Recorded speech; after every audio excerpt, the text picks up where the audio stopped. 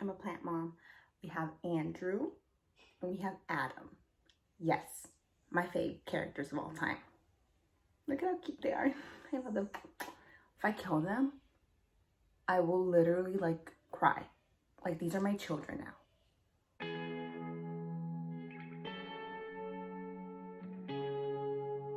Hello friends, welcome back to my channel. A long time no talk. I haven't filmed in like forever. I mean, like, not really forever, but like forever.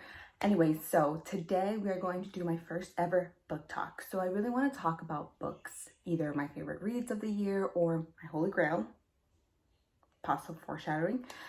So today I want to talk about my favorite read of the year, and that is Cia Martinez.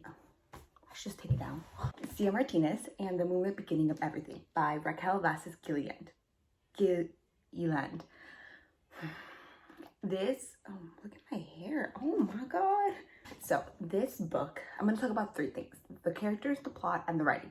So this, in a short summary, is a book about this Latina girl, Cia Martinez, and her mom recently got deported from ICE, and she went back to Mexico, and she wanted to come back to be with her family, and she got lost in the desert coming back. So now it's basically kind of like a coming of age story. So Cia now has to deal with that, has to deal with this new guy that possibly might like her, has to deal with some friendship problems. Her best friend Rose may or may not have found this girl that she has some very strong feelings for, and she has to deal with her father losing her mother. You know, it's a lot. First, the characters. The characters in this book are so good. So good. So this is one of the instances where it's a plot and a character driven book.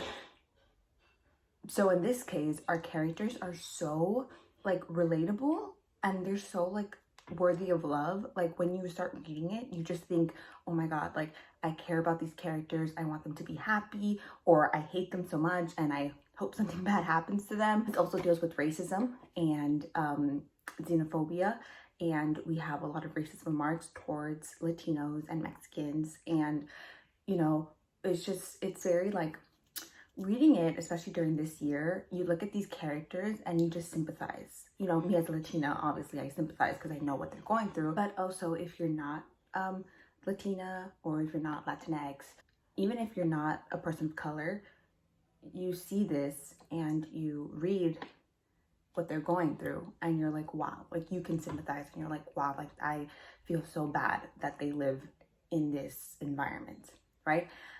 Also, you're very happy because you're happy that they live in this environment. As in, like, you're happy when you're reading these books because they're such lovable characters. They, you know, they go through these problems, they persevere, they have these heartfelt family moments. There are moments between Cia and her father that are so like warm, and they're so like tender, and but not like in the soft tender. They're just like a family moment. And you have these moments between Cia and her best friend Rose, and you're just like, you know, you're just filled with like happiness because Cia has a support system while she's going through all of these other stuff. Then you have Noah, that's the guy. They kind of have this budding friendship. Cia doesn't like him at first because he's like, you're annoying. It's a white guy. He's like, get away from me, you're annoying. But Noah obviously is heads over heels for Cia, and they end up having a buddy friendship when they have to work on this astronomy project, and they both choose the moon to talk about in their project. And they kind of start talking, they start become friends, and then they become more than friends. And let me tell you, when they first kiss, spoiler, they kiss, I was listening to the audiobook. Oh yeah, there's another reason why it's so important to me, because this was the first ever audiobook that I listened to. Thank you to Libra FM for I'm in their ALC program, and thank you for giving me this, because you gave me my best read, my favorite read of 2020. So when they kiss and I was listening to the audiobook, I was driving, I literally like swerved. I was like, pause, what just happened? It was so good. The buildup was good. The scene was so good. It was everything. Okay, what else? So yeah, so we have that. We also have funny like side characters, like secondary characters that you literally just laugh out loud. You're like, oh my God, this is so good. This is so good. So those are the characters. Highly recommend just for that. If you're into character-driven books, I highly recommend it just because of that. Second, the plot. If you're into plot-driven books, I highly recommend this too. So the plot is a coming-of-age story kind of, but also sci-fi. So we have, so they live in Texas, Arizona, somewhere in the south, somewhere borderline right next to Mexico. And there's this desert that Sia likes to go to, where she sees this cactus that look like two people, and she thinks those are like the creators of the world, like this is where the world started. And so she lights a candle there like every single day or like every week on a specific day for her mom to make sure that she's safe, or wherever she is, she's at peace. And so when she starts taking Noah there, because Noah's mom used to take him because he lived in the same city as her, then he moved away. So that's where they meet, at that place. And so when they're there observing the moon for the project, they see these two lights in the sky, and they're like, oh my God, it's a freaking alien. And so there's also sci-fi elements to it. The first and second part are build-ups, but good build-up. But the second half of the second act and the third act is all like sci-fi, aliens from different planets, we're not the only people here kind of thing. And it is so good. It is so good. It is like the perfect combination of contemporary YA, romance, all of that, plus sci-fi. Such a good balance. So good. And so I love that aspect of the plot, that there's a good balance to that. But I also, what really sold me to this, and I literally started crying, was that Sia talks about, so Sia's grandma passed away, but before she did, she used to talk about the creation of the universe, the creation of our world, the creation of people. There's even this line that I have as my Twitter bio: which plant are you descended of? Because she believes, and her grandma believes, that everyone comes from a plant. So Sia believes that everyone comes from corn, from maize. Yes, agree. Yeah, sure. But it's not only that, it's just like she tells her about like these stories, and like even like urban legends. Like they just mentioned so many Mexican like folklore embedded into like sci-fi and astronomy, and it's so good. And I literally almost started crying because this was the first time that I actually felt represented in a book. Like I remember my dad, because my dad's Mexican, my mom's Peruvian. I remember my dad literally telling me these stories when I was growing up. Like I literally was like, oh my God, yes, like La Llorona, yes, the maize part, yes. Like I literally remember that, and I literally would start crying in the car listening to the audiobooks. I was like, oh my God, like this is how white people feel. Like I was so happy, and I was so like represented that I just couldn't believe it. And I was just like, wow, there's a book out there for me that I can actually like talk about and like relate to.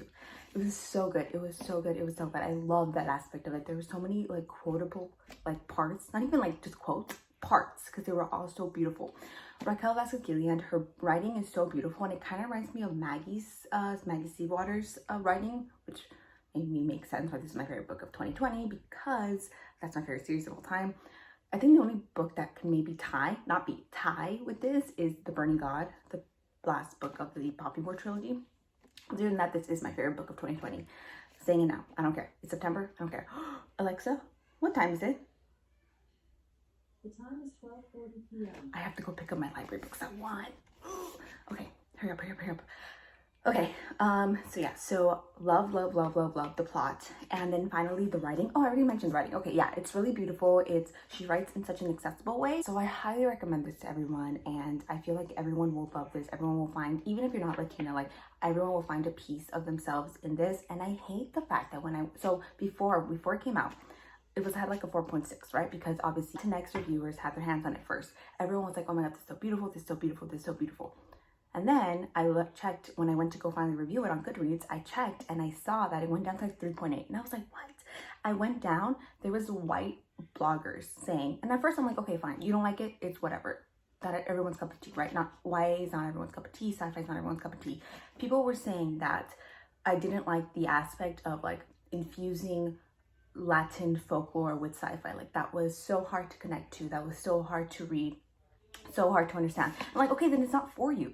Like, don't take that into account because it's not for you.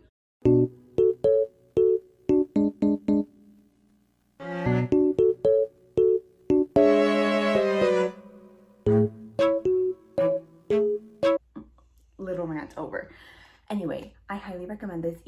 One of the easiest 5 stars I ever gave to a book, and I feel like if you have a chance, listen to the audiobook. The audiobook is so good.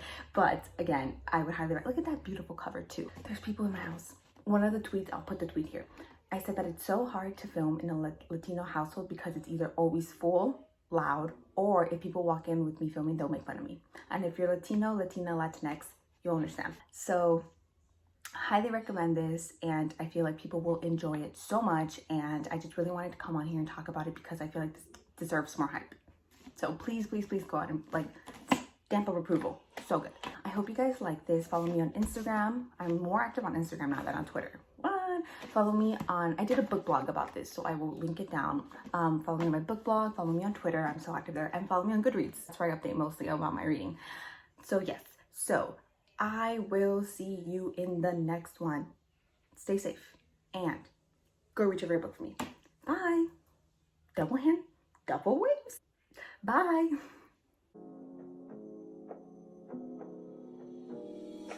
My guy's pretty like a girl, and he got 5 stories to tell. I see both sides like Chanel, see on both sides like Chanel.